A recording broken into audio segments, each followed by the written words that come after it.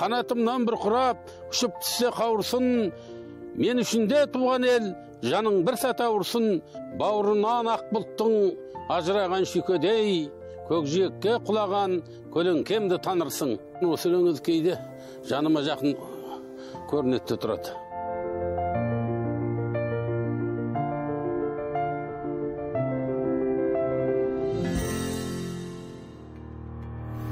Бұл парасатты поэзия өкілі Несіпбек Айтұлы. Мемлекеттік сыйлықтың иегері Шыралыбы Шамбыл Мұқағали Мақатаев атындағы сыйлықтардың лауреаты. Парасат орденінде омырауына таққан. Қаламгердің марапаттары оның қарымын білдіртсе керек. Десе де, бір атанға жүк болар жүлдесі ақынды кісіліктен, кішіліктен айырған емес. Құдай оңдасын, қызы қолдасын, бала-шаға аман болсын, еліміз тыныш болсын. Қазақстан жасай берсін.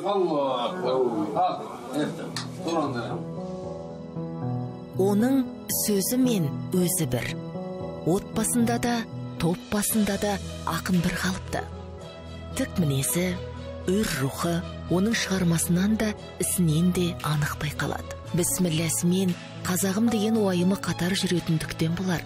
Әдебиетте оны қазақ ақын, ұлт ақыны деп атайды. Бұл атаққа, абыройға қалай жеттім деп, оны айту, ол мүмкін емес. Ол мүмкін менің бала жасымнан Құдайдың берген таланты, аты көпті мұны еліме, жұртыма жасаған еңбегім нәтиже шығар деп ойлаймын мен. Ұлтқа жасаған еңбегімнің өйткені қаршадайымыздан, бала кезімізден ел, жұрт, ұлттың тағдыры, тілдің тағдыры деп шырлап келе жатқан ақынның бірі менмін. Тәуелсіздік алғаннан кейінгі 25 жылдық ішінде осы тәуелсіздікке, еркен елдің тынысына, тіршілігіне қосқан еңбегімнің азды көпті соның нәтижесі болу керек деп ойлаймын. Бір кереметтей бір қырып тастаған ештеңем жоқ.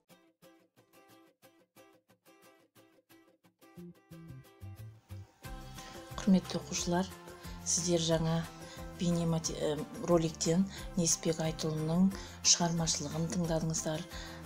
Тақырыптары, өлеңдерінің не туралы жазылғаны жөнінде және өлеңдерінің сол тақырыптарының әрі қарай қандай мәселелерді қозғаған туралы байқап өттіңіздер. Ендеше бүгінгі біздің сабағымыздың тақырыбы Несіпбек Айтұлының Бәйтерек поэмасының тақырыбы мен идеясы. Сабақтың мақсаты көркем шығарманың идеясына сай кейіпкерлер жүйесін анықтау.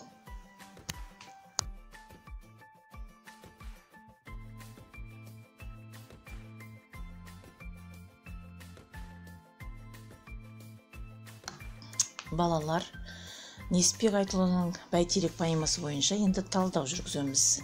Талдау Блум таксономиясы арқылы жүзеге асады. Білу, өлеңнің идеясын автор идеясын қалай жүзеге асырған, түсіну, автор поэмаға өзекті оқиғаны арқау еткен бе, бұл оқиға бүгінде өзекті ме, мысал келтіреміз. Қолдану, өлеңде елбасы бейнесі қалай бейнеленген. Талдау, автор поэмада қазақ халқының өткен тарихы мен бүгінгі заманын қалай бейнелеген. Жинақтау, Бәйтеректі тақырып етіп алудағы ақынның мақсаты неде, поэмадан қандай қорытынды шығаруға болады. Бағалау, поэмадағы азаттық, тәуелсіздік ұғымдарына өз көзқарасыңызды білдіріңіз.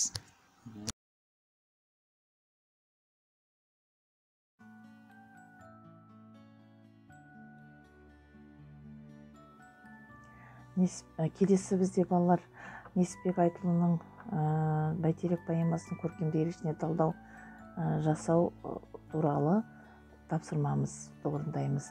Яғни оқулықтың 208-215 беті бойынша Бірінші, ақынның Абылай ханды суреттеудегі тілдік қолданысын талдау жасаңыз дейді. Тілдік қолданысында мұнда Абылай ханды суреттеуде синонимдерді қолданып тұр ма, амонимдерді қолданып тұр ма, антонимдерді қолданып тұр ма?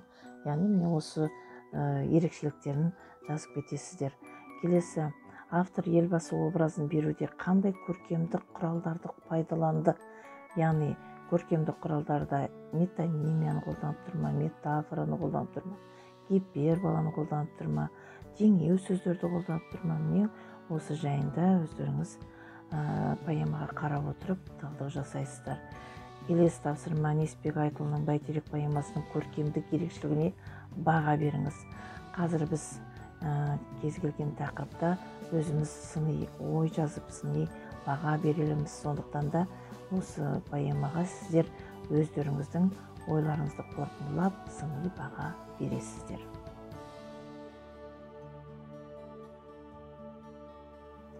Құрметті оқушылар, енді бүгінгі сабағымыз бойынша біз кері байланыс жасауымыз керек.